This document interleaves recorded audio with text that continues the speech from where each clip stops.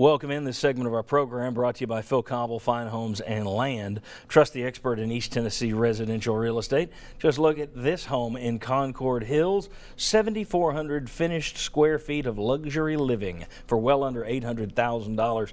Check out philcobblehomes.com to see more homes like this, more of the area's top homes. Whatever your price range is, Phil has homes there. Phil Cobble Fine Homes and Land, philcobblehomes.com to learn more. All right, so Holly Warlick's record had gotten better from year 1 to year 2 to year 3. She had won 3 SEC titles, either the regular season or the tournament, second fastest to 100 victories. But when things went south this year, #FireHolly became a thing on Twitter. People wanted to get rid of the VFL because you're only a VFL as long as you're winning. Then, of course, well, it's true. I mean, if you're productive, you're a VFL. If not, get out of Dodge. And that's true anywhere. But now she'll be playing in the Elite Eight, third Elite Eight in the last 4 years.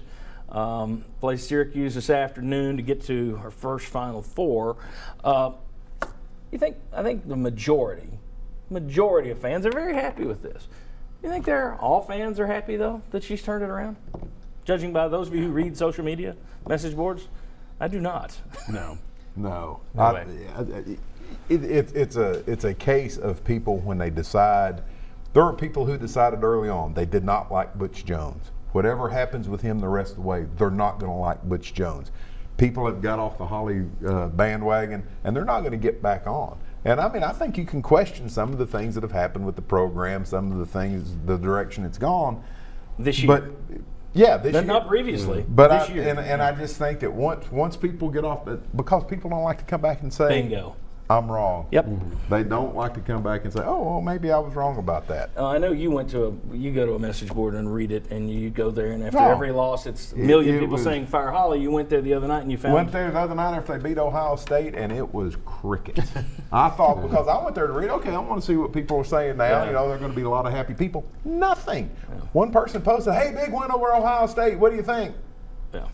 I don't think that's just a Tennessee thing. I think that's where you are now. Either. I think fans enjoy firing coaches more than they do winning. I think there's some people that enjoy firing coaches, get a bigger kick out of that than they do winning. But go ahead. Well, I mean, and I look at it, I think the Lady Vols fans, I mean, most of them I think obviously are happy. Absolutely. But I think it also would be easy as a Lady Vols fan to be just a little bit spoiled with the success you have enjoyed through the years. Yep. And a lot of the problems I saw, it wasn't necessarily coaching, it was players not making plays. Yeah, I mean, if you can't make a layup, if you can't do this, that. And I often wonder too, how many of these people are really Lady Vols fans? How many of these are the people that go to the games and followed the Lady Vols for 20 years? How many of it is people who just sat back? It's just like the baseball program. When the baseball program is winning, you don't hear that much about it. But when they're losing, by golly, by the way, they had a great win last night at Alabama. All right, very quickly, guys. Josh and Vince, thoughts on Holly Warlick and this turnaround? It's one reason, and Tennessee fans should know this after the Conzo Martin thing. Don't call for a coach's head in January and February. No. It means nothing. Wait till March. She's gone on a heck of a. She got better at the end of the regular season. She had a good SEC tournament run. March matters in basketball. So the idea of calling for heads in January and February, I think, is absolutely ridiculous. As I said, in January and February. Your thoughts on waiting till March in basketball? Yeah, the regular season was a disappointment. Mm-hmm. Nobody would dispute that, the players and coaches included. But it is a March tournament sport, and it's gone to this point better than anybody expected. And that's what Holly Warlick has been saying. Basketball is a tournament sport. And look, I think she and the program deserve criticism for this year. Mm-hmm.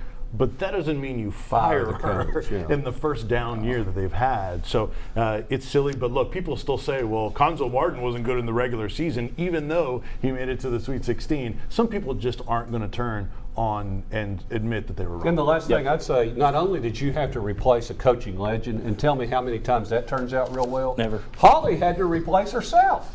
She had to find an assistant coach that does everything she was doing. That's a good point. All right. When we come back, the latest on the lawsuit, we've still got Vol Hoops recruiting, much more to come. But we got some numbers that are floating around from the TBI in terms of comparing Tennessee and Vanderbilt crime stats. We'll see what you think of those numbers. Going back on the Sports Source.